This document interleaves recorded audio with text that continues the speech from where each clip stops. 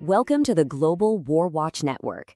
Today, we're pulling back the curtain on one of the largest, most sophisticated smuggling operations on the planet. Now, that might sound like a plot from a spy novel, but it's not. It's what's happening right now, out in the open seas. It's a multi-billion-dollar shadow economy designed to keep a sanctioned nation running, and it's happening on a scale that's honestly hard to wrap your head around.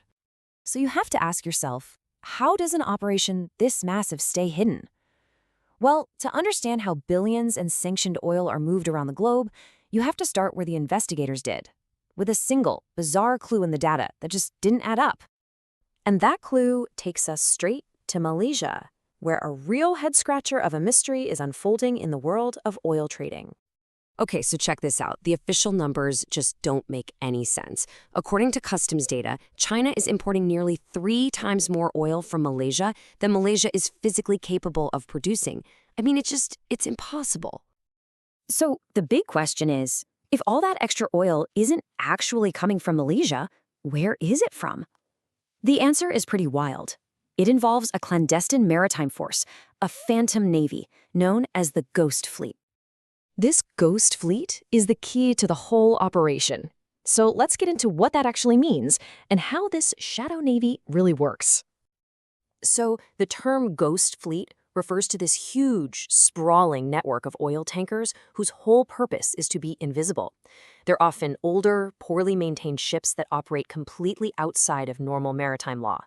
This makes them not only illicit, but frankly, a massive safety and environmental hazard.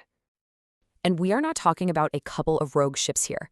According to the group United Against Nuclear Iran, this network has around 400 vessels in it. This isn't some small-time smuggling ring. This is a state-sponsored logistical operation on an industrial scale. The volume they're moving is just staggering. Estimates suggest this Ghost Fleet is smuggling around 1.7 million barrels of Iranian oil and its byproducts every single day. At current prices, that translates into billions of dollars of revenue flowing directly to Tehran each month, completely blowing past international sanctions.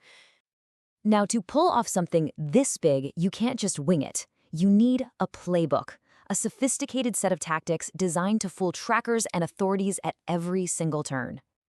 So, how do they get away with it, day in and day out? Well, their methods follow a very clear pattern. First, they go dark by just switching off their AIS tracking systems. Second, they conduct these risky ship-to-ship oil transfers in remote waters. Third, they forge all the paperwork. And finally, they hide who actually owns the ships behind a dizzying maze of shell companies. You know, turning off an AIS transponder isn't just deceptive, it's incredibly dangerous. The Strait of Hormuz is one of the busiest shipping lanes on the entire planet. For a massive oil tanker to just vanish from tracking systems here, it's like a truck turning off its headlights on a crowded highway at night. It's a huge, flashing red light for illegal activity. So while they're dark, these tankers meet up with other ships way out at sea. In these ship-to-ship transfers, a sanctioned Iranian tanker will literally pump its crude oil onto a non-sanctioned vessel. And guess where this often happens? Right in the waters near Malaysia, which brings us right back to that mystery we started with. This is the moment the magic trick happens. Once the oil is on that clean ship, the paperwork gets faked. New documents are created that say the oil came from Malaysia or somewhere else. The oil's Iranian identity is completely erased. It's been laundered. And that is precisely why China's import data shows an impossible amount of oil coming from Malaysia. It's actually Iranian oil wearing a disguise. But an operation of this size doesn't just happen on its own. It requires command and control from one of the most powerful organizations in the Middle East.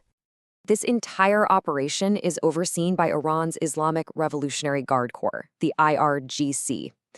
This is a powerful branch of the Iranian military, one that the United States has designated as a foreign terrorist organization. And the IRGC isn't just a military force, it's a massive economic empire, and the Ghost Fleet is one of its most profitable businesses.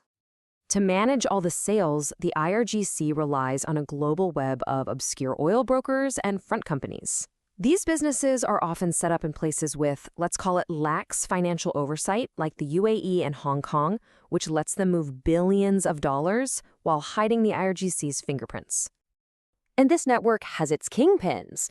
We're talking about figures like Hossein Shamkhani, who's been called the Emperor of Iranian oil. Operating from hubs like Dubai, they're the ones allegedly facilitating these massive sales, connecting Iran's sanctioned crude with buyers all around the world. So why does all of this matter? I mean, why should we care about ships playing hide and seek on the ocean?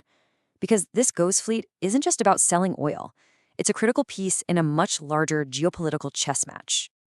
It really boils down to this. On one side, you have the United States and its allies using a maximum pressure campaign of economic sanctions. The goal is to cut off Iran's money to force a change in its behavior. On the other side, Iran has its own strategy of maximum resistance. And the Ghost Fleet, well, that's the economic engine that powers that resistance. And this is where the money goes. The billions of dollars generated by this ghost fleet are used to fund Iran's network of proxy forces all across the Middle East, from Hezbollah in Lebanon to the Houthis in Yemen to militias in Iraq and Syria. This oil revenue fuels conflict and projects Iranian power across the region. This is exactly why the sanctions exist, and it's why the ghost fleet works so hard to get around them. When you take a step back and look at the whole picture, you really start to see the fundamental challenge facing international policymakers.